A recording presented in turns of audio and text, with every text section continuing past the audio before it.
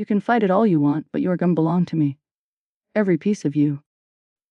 Okay, stop right there. Just stop. That's not romantic. That's a restraining order waiting to happen. Who says that? Context is paramount.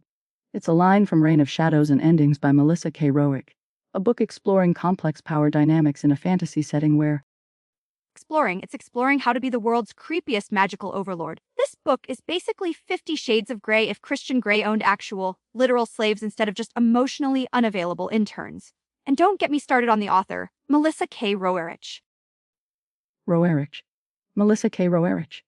And it's far more nuanced than their typically reductive pop culture comparisons. It delves into the societal structures of the legacy and the concept of sources. Sources? You mean slaves? Call it what it is. They have ownership papers. It's an auction block called a selection. This isn't nuanced. It's Django Unchained rewritten by someone who thinks the whip is foreplay. Remember when you tried to defend that awful poetry collection last month? This is worse. That collection had profound metaphorical depth you clearly missed, just like you're missing the allegorical potential here. Theon, the male protagonist. Protagonist, he's the villain. Theon is a walking, talking red flag factory dipped in misogyny sauce. Reviewers literally called him biggest red flag, an idiot sandwich, and said he gave them the ick big time. Someone counted he calls the female lead Tessa baby doll 22 times. 22. I wanted to barf just reading that review. While his methods are forceful, one could argue he operates within the established norms of his brutal society. He's an heir burdened by expectation, wrestling with a connection he doesn't understand. Oh, boo-hoo. Burdened by owning people. He's controlling. He gaslights her. He throws tantrums like my nephew when you take away his iPad. He thinks buying her stuff makes up for the fact that he owns her. He literally says he'll kill people for touching what is his. That's not love. That's the prelude to an episode of Dateline. And don't even get me started on his gentlemanly restraint where he claims he's being nice by not fully assaulting her. Give me a break. You're focusing solely on the negative interpretations. Some see him as fiercely protective. His possessiveness a dark manifestation of burgeoning affection within a constrained system. Affection. He's about as affectionate as a hungry crocodile. And Tessa, oh, poor Tessa. Look, I get it, she's enslaved. That's horrific. But the reviewers aren't wrong. She spends half the book whining. And not just about, the slavery, but about pizza and donuts multiple times. Girl, prioritize. Your life is in danger. Forget the pepperoni.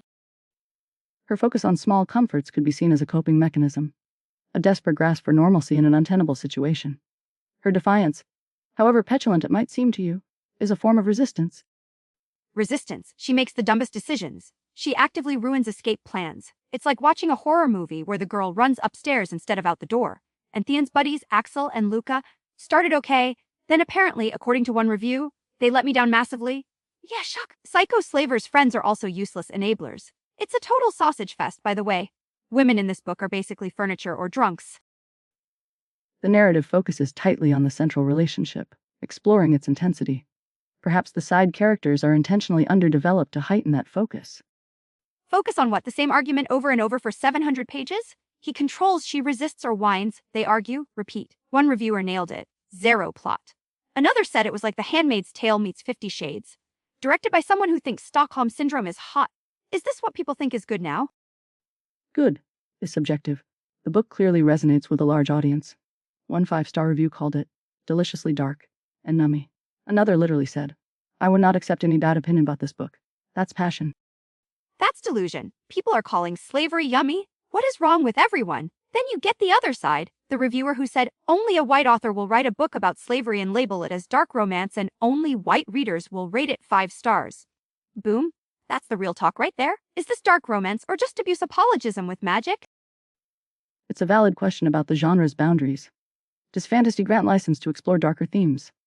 Even ones as historically fraught as servitude in a romantic context. Where's the line? The line was about 500 pages before this book started. Someone compared it to Haunting Adeline, which is basically a biohazard warning, and the people who admit they hated the characters but this up and left no crumbs. What is that? Are they okay? Do we need to stage an intervention? If Theon were a sandwich, he'd be that soggy gas station tuna salad that's been sitting out too long, looks vaguely edible, but guaranteed to make you sick. An unnecessarily graphic and frankly nonsensical analogy. It makes perfect sense. Okay, rating time, you first. Try not to defend the indefensible this time. Despite the challenging aspects of Theon's characterization and the repetitive nature of the conflict, The world building has potential, and the emotional stakes, however controversially presented, are high. I give it out of 10 problematic power dynamics. Problematic? That's like calling a dumpster fire a bit warm. This book made me want to throw my radio equipment out the window. For the sheer audacity of trying to romanticize this garbage. I give Reign of Shadows and Endings 1 out of 12 emergency therapy sessions. Avoid like Theon at a human rights convention.